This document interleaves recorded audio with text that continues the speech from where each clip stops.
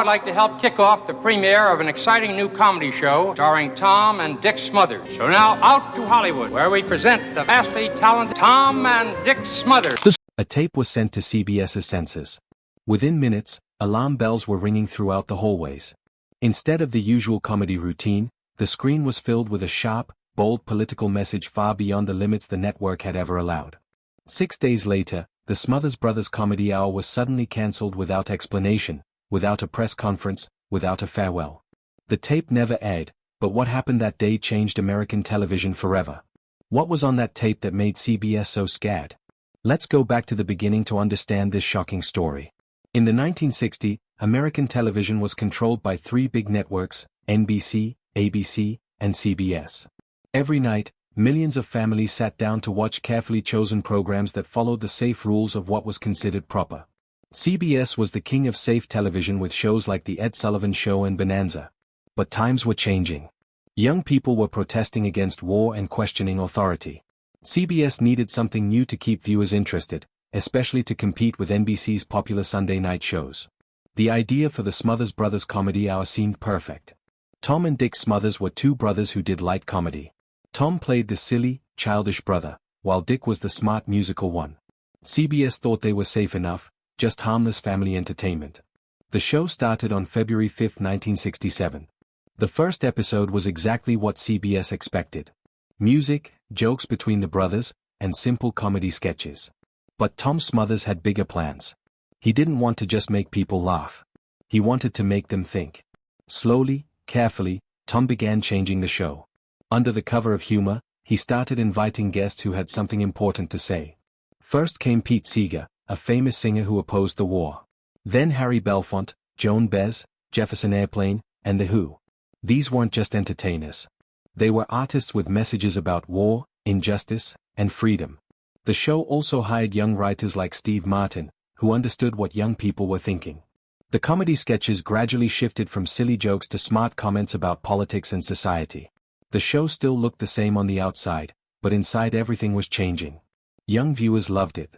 College students began quoting lines from the show. For the first time, there was a television program that spoke their language and talked about things they cared about. But many older viewers and Southern TV stations were not happy. They sent angry letters complaining about the content. CBS was torn. The ratings were good, especially among young people aged 18 to 25, but they were losing control of what went on the air. Tom refused to change jokes or remove guests if he thought the message was important. Many episodes had to be quickly edited just before airtime. By the second season, the show was no longer just comedy. It was a platform for ideas that other TV shows were afraid to touch. The musical guests pushed boundaries even further. Jefferson Airplane sang about drugs. The Who played so loud and wild that they broke the sound equipment. Joan Baez dedicated a song to her husband who was in jail for refusing to serve in the military. The comedy sketches became bolder, too. Pat Paulson, a comedian on the show, pretended to run for president. His fake campaign speeches made fun of real politicians by promising ridiculous things like building more potholes to test voters' patience. It seemed harmless, but it embarrassed real politicians because it showed how frustrated people were with politics. The biggest trouble came from David Steinberg. He performed comedy sketches that looked like church sermons. Dressed as a religious leader, Steinberg would mix Bible stories with current events, making jokes about politics and power. This made many religious viewers very angry. In October 1968, several CBS stations refused to air one of Steinberg's sketches because they thought it was offensive to religion. CBS received over 300 angry phone calls and letters in just 1 week. But young people loved Steinberg's performances. Students took notes on his jokes. College newspapers wrote articles analyzing what he said. Bootleg recordings of his censored sketches were passed around on campuses. For many young Americans, this was the only TV show that reflected the reality of their world. The more successful the show became with young viewers, the more CBS worried. They made stricter rules. Every episode had to be submitted 10 days early for review. Tom Smothers often ignored this deadline on purpose, keeping his controversial material until the last minute. Behind the scenes, meetings between Tom and CBS executives became heated arguments. CBS began watching every script and every guest invitation carefully. Dick Smothers found himself caught in the middle trying to keep the show on the air while his brother pushed harder and harder against the limits. By early 1969, CBS had run out of patience. Local stations were threatening to stop showing the program. Advertisers were getting nervous when Tom decided to bring David Steinberg back for another controversial sermon. CBS knew the line had been crossed for the last time. In early April 1969, Tom Smothers completed an episode that he knew would cause trouble. David Steinberg was back with a new performance that was more direct and political than anything he had done before. The stage was set up to look like a church with a spotlight on the pulpit. Steinberg came out dressed as a rabbi. In just 5 minutes, he transformed the biblical story of Moses into a story about modern anti-war activists. In Steinberg's version, Moses wasn't just following God's commands. He was following his conscience, like young people who refused to fight in an unjust war. The most shocking moment came when Moses looked directly at Pharaoh and said, "Sorry, Mr. President, but take your army and go. I will not help you anymore." The studio audience burst into applause, but CBS executives saw this as a direct attack on President Nixon. This was exactly what they had been trying to avoid for months. The sketch ended with a folk group singing a song called No More Promised Lands. The lyrics told young people to stop believing empty government promises and to make their own choices about war and peace. Steinberg threw his prayer shawl into the audience and shouted, "Peace, not war." When CBS received this tape, everything changed. Unlike previous episodes, this one was immediately blocked. CBS said the episode had missed its deadline and violated their agreement. Tom Smothers argued back, saying the tape had been sent on time, but CBS was taking too long to review it.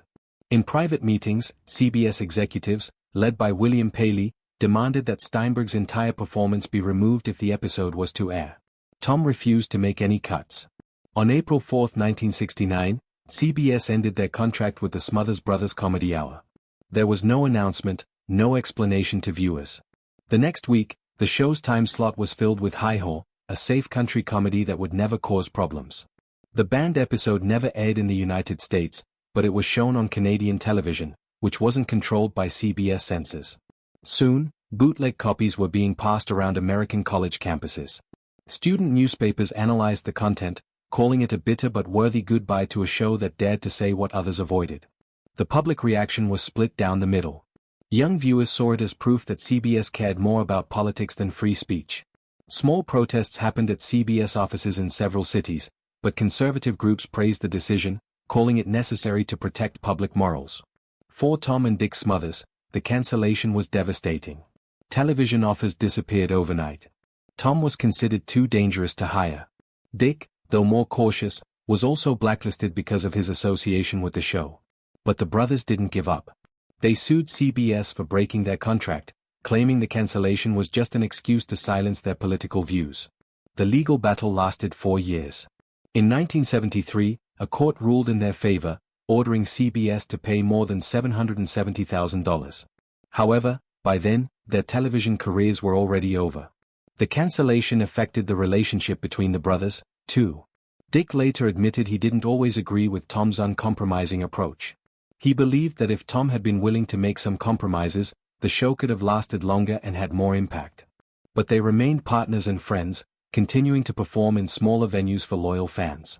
The impact of the show's cancellation rippled through the television industry.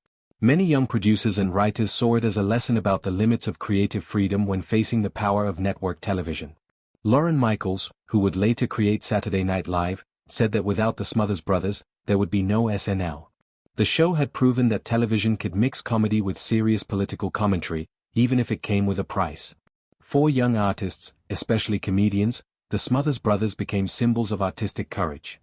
The censored tapes became collector's items passed around by students and independent artists like underground treasures. Some sketches that CBS had rejected were later found in writer personal archives, adding to the legend of what had been lost. Over time, public opinion about the show began to change. What had once seemed dangerous or inappropriate started to look brave and ahead of its time.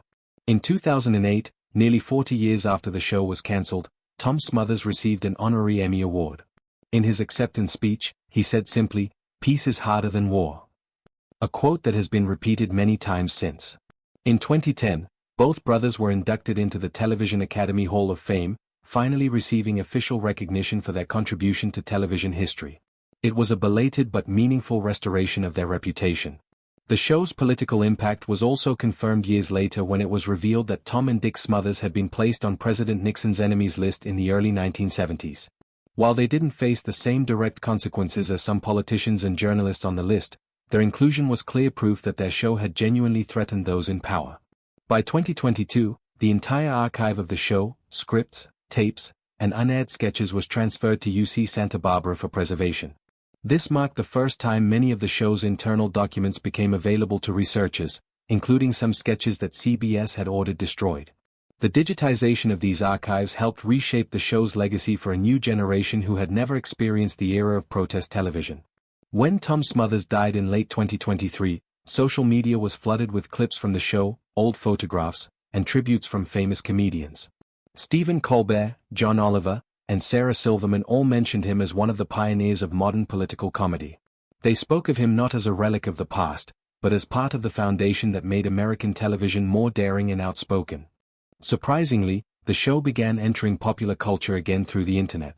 VHS tapes that were once secretly passed around college campuses were now digitized and spreading rapidly on YouTube, Reddit, TikTok, and other platforms. The famous line, "Mom always liked you best," became the soundtrack to countless memes and parodies. A clip of Pat Paulson's fake 1968 presidential campaign where he promised to solve all problems by waiting for them to go away has been shared millions of times in today's political climate. Sketches once considered too sensitive are now viewed as classics of thoughtful satire. This rediscovery isn't just nostalgia. It's a recognition that the show was ahead of its time. The UC Santa Barbara archives continue to be explored by researchers, students, and documentary filmmakers. Unaired footage, Tom Smothers' handwritten notes, censored sketches, and CBS response letters all paint a fuller picture of the scale and intensity of the censorship the program endured. Modern comedy hosts have been clear about the show's influence. John Oliver, Trevor Noah, and Hassan Minhaj have all acknowledged how the Smothers Brothers Comedy Hour influenced their approach to comedy, not because of the format, but because it demonstrated that comedy didn't have to be an escape from reality. It could be a tool for engagement and dialogue. In media conferences, the show is cited as part of the evolution of modern critical television. Though no longer on the air, the show's spirit lives on through its quotes, its symbols, and its uncompromising approach to truth-telling. When excerpts from the Forbidden Sermon were shown at a memorial event at the New York Television Festival, young audiences saw the entire banned episode for the first time. Contrary to expectations that it might seem outdated, the content remained sharp and surprising with a level of directness that few shows dare to display today.